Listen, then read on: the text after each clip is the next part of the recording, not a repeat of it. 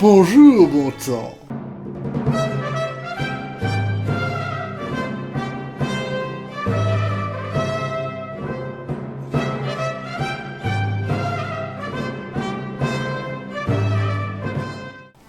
Bonjour, mon frère.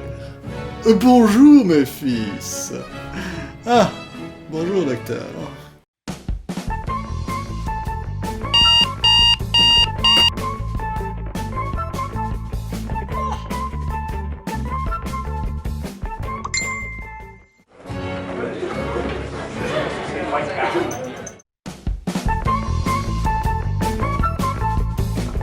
Messieurs, à la viande du roi.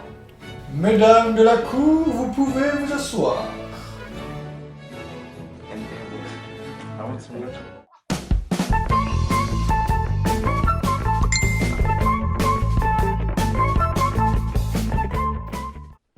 À la promenade du roi.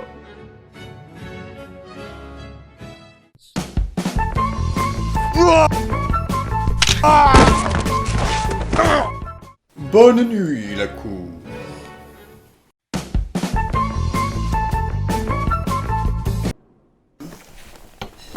Permettez. Ah, nous paraissons si semblables, et pourtant tellement différents. Être ou n'être que paraître, telle est la question.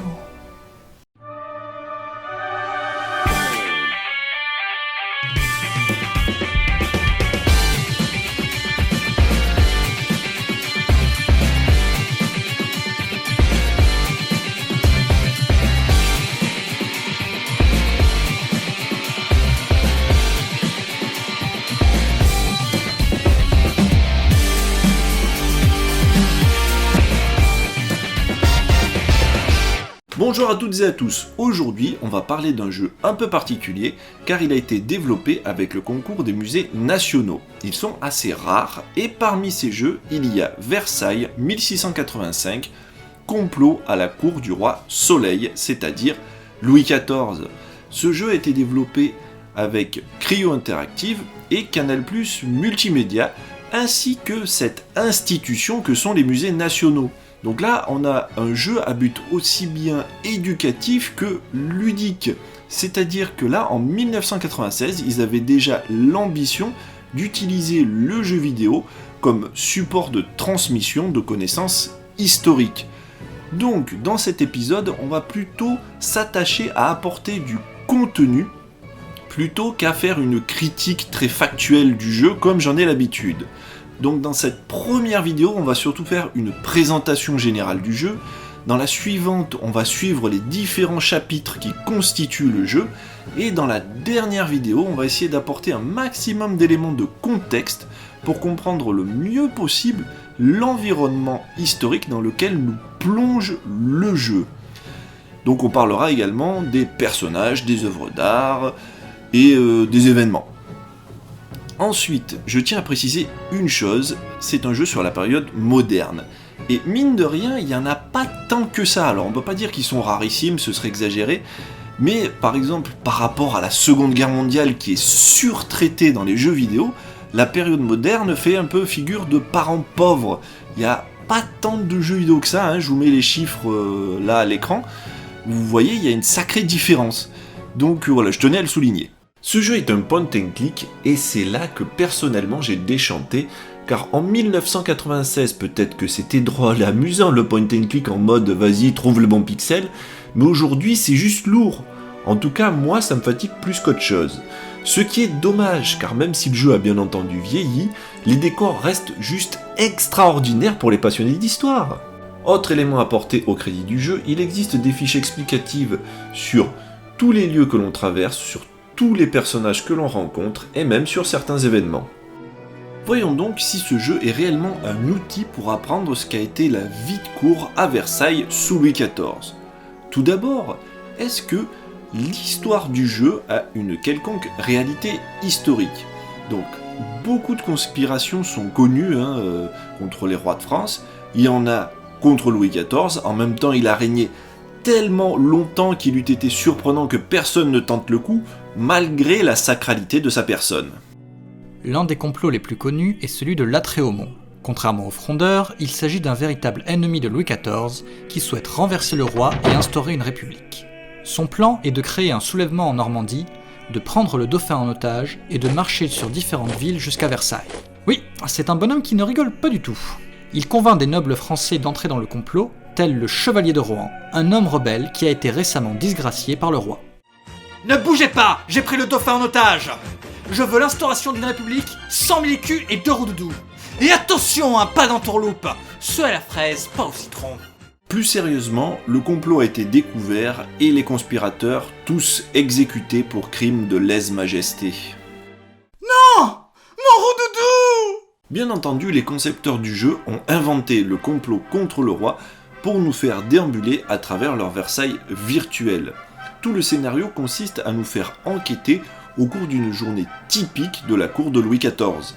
Chaque chapitre met ainsi en scène les moments qui rythment la journée du roi. Le petit lever, du lever au conseil, du conseil à la messe, le dîner, le travail du roi, la promenade et du souper au coucher. Ces moments font partie de ce qu'on appelle l'étiquette, c'est-à-dire l'ensemble des codes qui régissent la vie de cour. Cette dernière hiérarchise chaque individu en fonction de sa position sociale, de son rang de noblesse ou de son degré de faveur royale. Pour le roi, ces codes sont un moyen de contrôler la cour. Plus un courtisan est admis à un moment d'intimité du roi, plus il se sent honoré. Être présent au lever ou au coucher du roi, c'est un honneur de malade. Les personnes ayant été choisies reçoivent même un document pour attester qu'ils sont admis à un moment précis aux côtés du roi. Même être choisi ne suffit pas, il fallait payer fort cher pour avoir cet honneur. Non mais attends, tu vas quand même pas me dire que les mecs étaient à donf pour aller voir un autre mec tout roi qu'il est juste pour le voir se lever et se coucher quand même. Et il recevait un carton d'invitation pour ça, et c'est payant, l'arnaque. T'imagines, c'est comme si moi je recevais un mail d'invitation pour aller voir le président boire son café le matin. Bah je préfère encore que ça arrive sur mes indésirables. À la cour, vous en êtes un. Ah non, alors attention. La personne choisie avait des demandes à faire au roi, et c'était un bon moyen d'accéder à sa personne. Ils avaient souvent pour objectif d'obtenir une nouvelle charge, de meilleurs revenus, pour eux ou pour un membre de leur famille. Enfin là on parle du lever ou du coucher, mais ça pouvait être bien pire, hein. Parfois l'honneur c'était d'enlever les bottes du roi, ou d'être présent lorsqu'il faisait ses affaires. Attends, payer pour enlever les bottes du roi et lui demander un poste me semble hyper humiliant, ça ok. Mais je ne vois pas le problème avec le fait d'être présent lorsque le roi fait ses affaires. C'est le sens du mot affaire qui t'échappe. Comment ça ? Le roi faisait ses affaires sur une chaise percée. Pourquoi est-ce qu'il aurait une chaise percée ? C'est le roi, il peut pas s'en payer une neuve ? Quel est le seul siège percé que tu aies chez toi ? Ah ! Non. Et si, certaines personnes avaient l'immense honneur d'être reçues lorsque le roi était sur le trône, et ils devaient même récupérer la caisse dans laquelle le roi se délestait. Et il payait pour ça ? Oh mais non.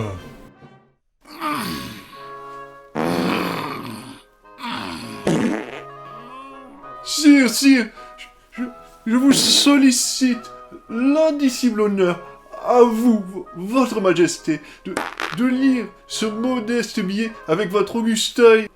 Ah oui, merci François Michel, j'avais justement besoin de papier. Il s'agit de... C'est très aimable. Parlons un peu de notre personnage dans le jeu. Il s'agit d'un valet de la chambre, ou garçon bleu, dénommé Lalande. Nous n'en sommes pas certains, mais il nous semble qu'il a été créé spécialement par les développeurs. Peut-être a-t-il un lien de parenté avec Richard de Lalande, célèbre musicien maître de chapelle sous Louis XIV. Notre supérieur, quant à lui, est un personnage qui a réellement existé, Alexandre Bontemps.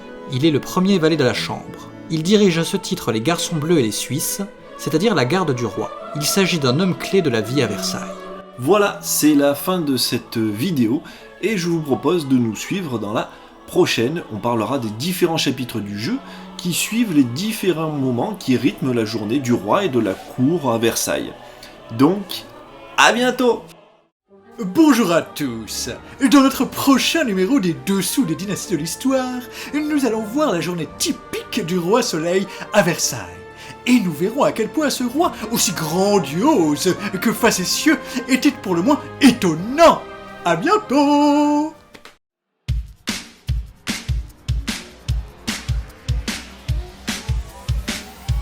Il était où mon roudoudou?